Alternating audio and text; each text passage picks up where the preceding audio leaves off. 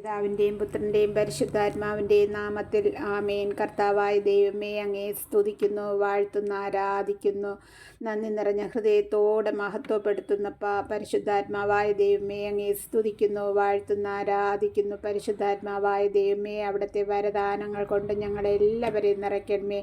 അവിടുത്തെ കൃപാവരത്താൽ ഞങ്ങളെ നടത്തുമാറാകണമേ. എപ്പോഴും നിത്യസഹായകനായി ഞങ്ങൾക്ക് കാവലും തുണയുമായി കൂടെ ആയിരിക്കണമേ. കർത്താവായ യേശുനാഥ, അങ്ങേ സ്തുതിക്കുന്നു, വാഴ്ത്തുന്നു, ആരാധിക്കുന്നു, മഹത്വപ്പെടുത്തുന്നു. നാഥ, ഇന്ന് ഞങ്ങൾക്കൊരു ദിവസം കൂടി തന്ന കൃപയെ ഓർത്ത് നന്ദി പറയുന്നു. കർത്താവെ, പ്രഭാതം മുതൽ ഈ കരുണയുടെ സമയം വരെ അവിടുത്തെ സ്നേഹത്തിലും അവിടുത്തെ കരുണയിലും ഞങ്ങളെ നടത്തിയതിനായി നന്ദി പറയുന്നു. കർത്താവായ യേശുവെ, ഞങ്ങളെ എല്ലാവരെയും സംരക്ഷിച്ചിരിക്കുന്നതിനെ ഓർത്ത് സ്തുതിക്കുന്നു. ഇന്ന് ഞങ്ങൾക്ക് ആവശ്യമായ നന്മകൾ തന്ന് അനുഗ്രഹിച്ചിരിക്കുന്ന കൃപയെ ഓർത്ത് സ്തോത്രം ചെയ്യുന്നപ്പാ.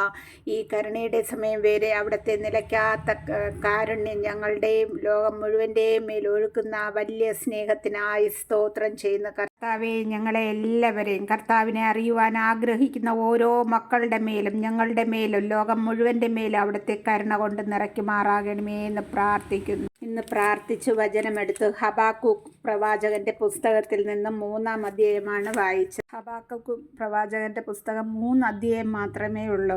അതിൽ 1-ാം അധ്യായം വായിക്കുമ്പോൾ പ്രവാചകൻ ആവലാതിയെ പറ്റി പറയുന്നു. അവിടെ ദൈവത്തിൻ്റെ അരുളപ്പാടുണ്ടാകുന്നു. പ്രവാചകന്റെ ആവലാതിക്ക് ദൈവം മറുപടി കൊടുക്കുന്നു.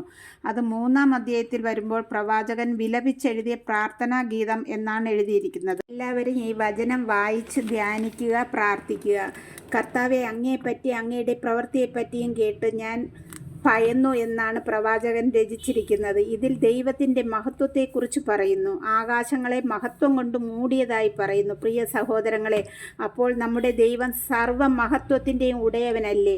മഹത്വം കൊണ്ട് ആകാശത്തെ മൂടിയ ദൈവത്തോട് പറയാം, കർത്താവെ, അവിടുത്തെ മഹത്വം ഞങ്ങളിലും നിറയ്ക്കണമേ. കർത്താവിൻ്റെ ശക്തി മറച്ചു വെച്ചിരിക്കുന്നു എന്ന് പറയുന്നു. പകർച്ചവ്യാധി അവിടുത്തെ മുൻപേ നീങ്ങുന്നു, മഹാമാരി അവിടുത്തെ തൊട്ടു മുൻപിലുണ്ട് എന്നും എഴുതിയിരിക്കുന്നു. അപ്പോൾ ഈ വചനം ധ്യാനിക്കുമ്പോൾ മനസ്സിലാക്കാം, കർത്താവ് ശക്തനാണ്. കർത്താവിൻ്റെ മുൻപിലും പിൻപിലും വ്യാധികളും മാരികളും കാണുന്നു.